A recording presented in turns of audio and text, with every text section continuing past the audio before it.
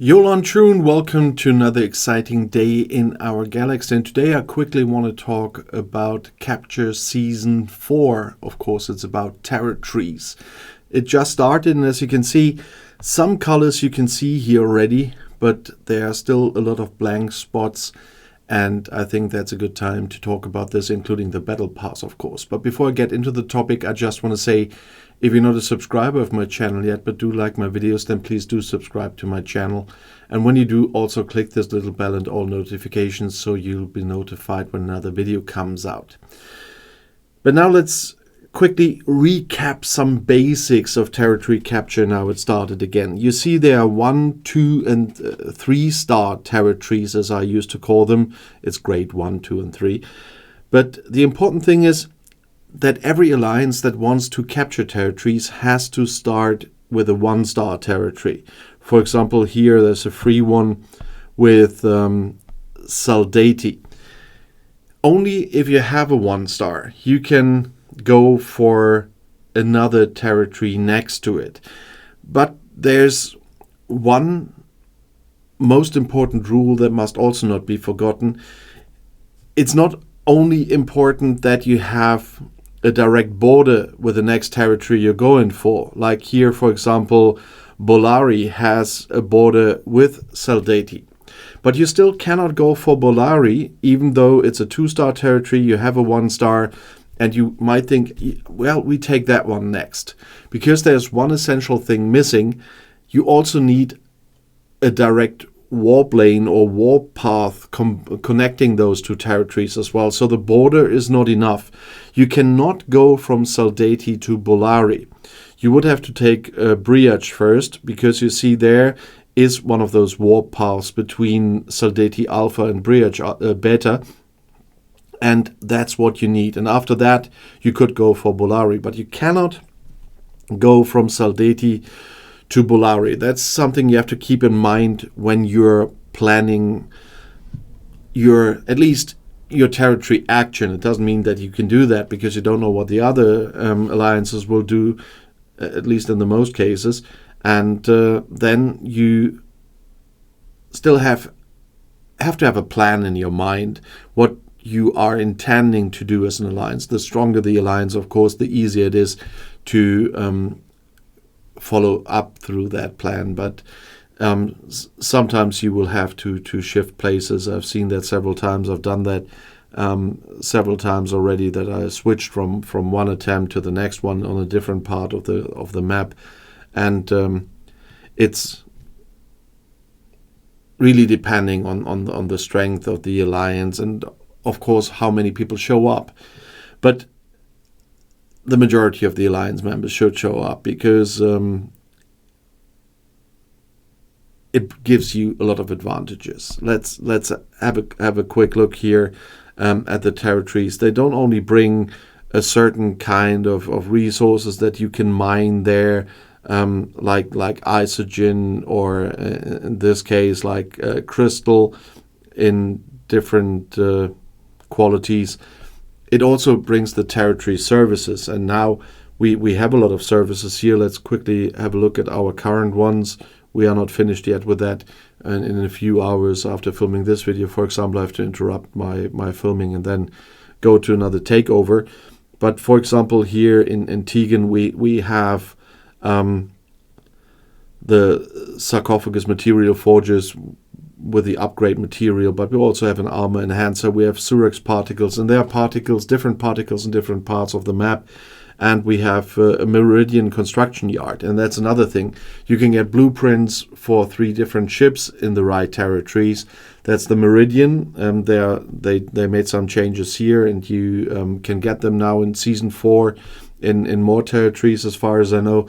Then you can get the ISS jellyfish in some, and in a lot of those you also can get blueprints for the Monavine, and that's a big advantage. Not to talk about the isogen and everything else, the particles you can get and so on, which you need for research.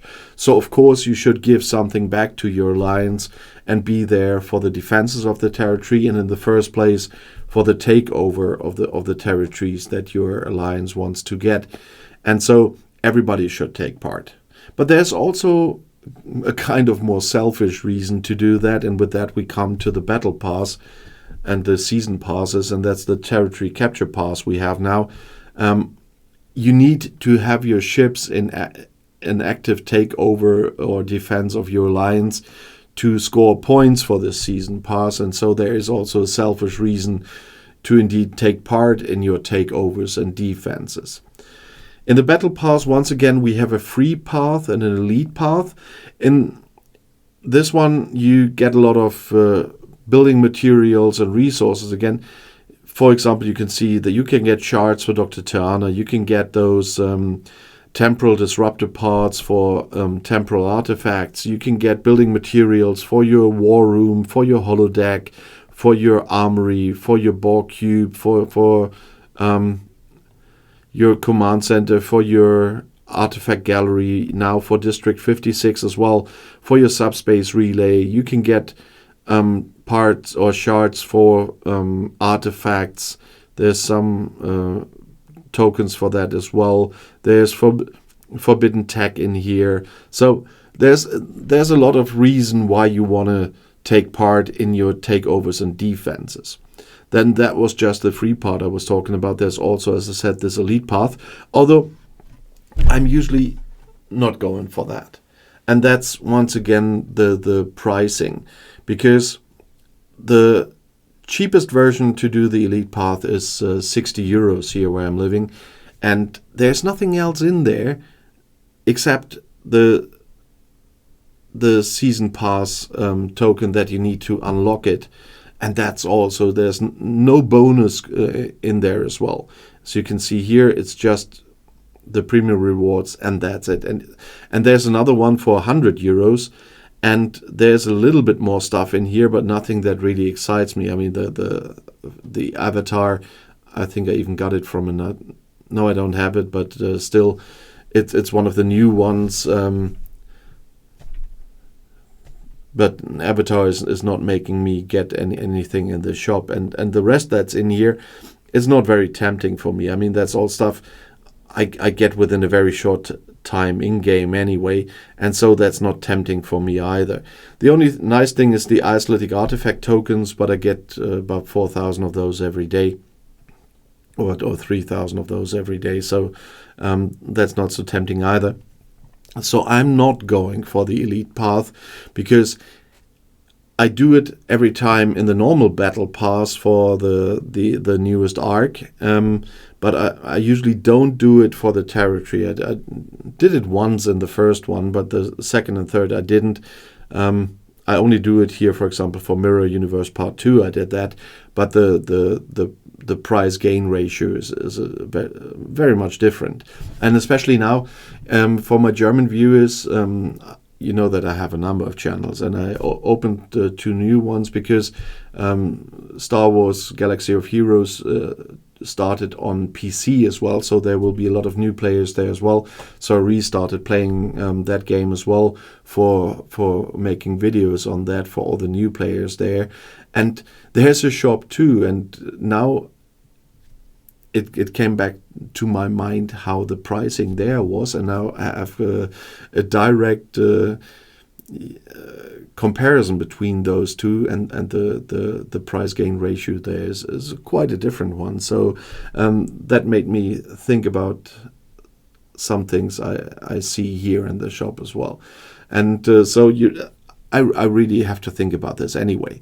I'm not what I earn with the Star Trek channels, with the Fleet Command channels, I invest again for the videos, and even the support from a few of my viewers that comes in from time to time helps me with just making the videos. I'm not really making any money with that, because I have to reinvest it all again. And so I really have to think about what to do, and I'm expecting new ships coming in not too distant future and other things. So you always have to think hard, and that's why this territory capture season pass, this elite path, is not worth it for me. But if you see it differently, if you say it's a really good bargain and you get it all the time, please write it in the comments. I'm really looking forward to those comments.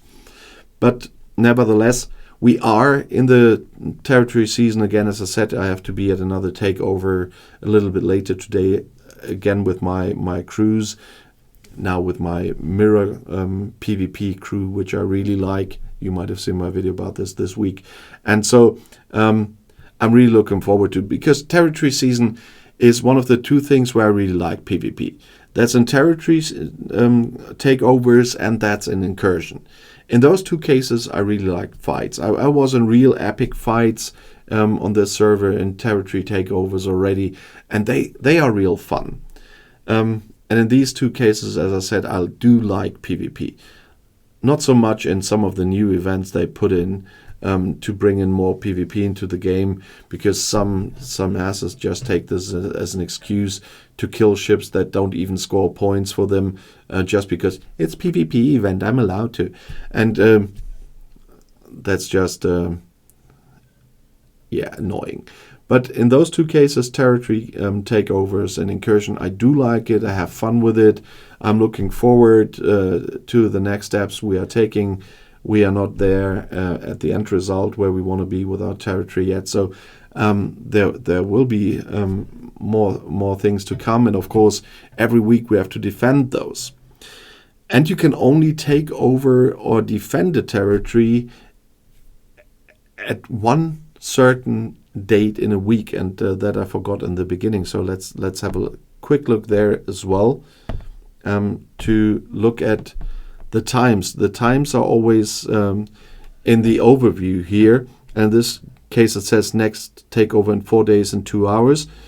But the important one is this one, Friday at 12 p.m. UTC, and it's always only on Friday 12 p.m. UTC, because the next takeover times, those 4 days 2 hours, there are malfunctions there, and they in the past were showing wrong times there. So the important one is always the info box here with Friday at 12 p.m. UTC. So that is a fix. And ignore the next takeover countdown unless it's less than 24 hours. Then they usually work. But if it's longer than 24 hours, they are often wrong. I had this several times in the planning of takeovers already. But the set one, Friday at 12 p.m., that's always correct. And so always keep an eye on that one. But that's also the only time where you can take over that one. That also messes up when you're planning for territories beforehand, and that's something you should do, because you have to think about a schedule, when to go where and stuff like that. And of course, you have to start with a 1-star territory, so it needs a lot of planning. Of course, it can all blow up because you don't know what the other alliances will do, but still you need some planning. And the bigger or stronger your alliance is, that the easier it is to follow up on your plans, and then you can do that. But you will have to plan for that. And it's hard to do because the communication of Scopely needs to be improved with regard to territory capture season. We know, of course, when the battle pass ends, but this time, once again, the communication about the territory reset. So when everybody loses territory and everything is neutral again, and then when the new territory season starts, the communication is always so short notice that nobody can really prepare. And then we had several wrong times and dates published this times again. They really have to work on the communication there again, because that's quite annoying. And it's not so hard to plan ahead. I mean, in my voluntary work, I've planned stuff for the next half year ahead. So they should be able to plan ahead for a territory season they put in. I mean, now already they know when this one will end. So how hard can it be to plan the next one? And then to tell people in time when the reset will be, when the new season will start. So, for God's sake, the people get paid for doing that. But we have our experiences, of course, I know. Nevertheless, that's something they have to work on. So we can all prepare well. But being there is a different thing, because the times are all really bad for people who do work. Or they are just made for well, people in the USA have different servers, so I don't know how they do that, or if they have the bad times as well. But it's not good times for working people. As I said, I have to interrupt my video filming today, and I'm filming for quite a number of channels every day, and to be at the territory takeover, because everybody should be there for his alliance. And I'm self-employed, so I'm only doing YouTube every day, and can decide when to take a break or whatever, but it completely interrupts my workflow, because it's just during a day, normal daytime, and that was something they haven't planned very well either. So either you have to be self-employed, being brave enough to get in trouble with your employer, or already retired or unemployed to be able to be there at those times, and that's something hard as well. And on that one, I would like to hear some comments as well about the times, what you think about them, why it's not in the evenings or something. Nevertheless, I just want to give a quick look into the new season again, because it started, and have a quick look at the Battle Pass and get some opinions from my viewers, because about the new season pass, I would really like to know some opinions, and about the territory takeovers. How do you like the services nowadays? How do you like the takeovers? Do you like the PvP part in the takeovers as well? And there's a lot I really would like to know from my viewers this time. And if you want to see another video right now, the next one is right here in the end screen. I'll see you there. I'll be back.